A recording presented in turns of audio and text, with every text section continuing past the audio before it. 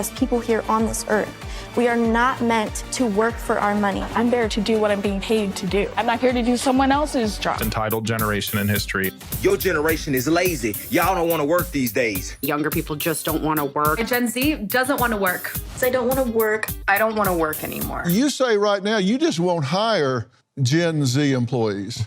No, we don't. It's been a nightmare with 95% of the ones that we have hired. I once terminated an employee, and her father called me 24 hours later asking how he could help get his daughter's job back. I'd never heard of that before. When I've lost my job, I didn't tell my parents to go call for me. Daddy didn't call and get your job back? No, he did not. Yeah. Have you had to get rid of Gen Z employees? Absolutely, and one of the reasons is social media. It's hard to do your job and work if you're on Instagram all day. You have to actually put your phone down and do some work. But what do you do about the tremors and seizures if they put their phone down? 'Cause don't they start shaking? I walked into their office and sort of, jumped back a little bit because literally her feet were kicked up on the desk. She had brought in her coffee maker in the bag, had like a little blanket. I'm like, wait a minute, this is a law firm, and so what are we doing? They were doing Harry Potter TikToks. Yep, I can't make this up. And then they told me they were working, and I was like, well, a client didn't get a hold of you.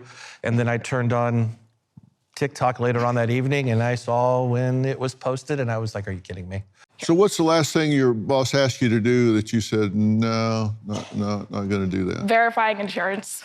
I'm not going to do that. Mm-hmm. Why not? Because I don't want to.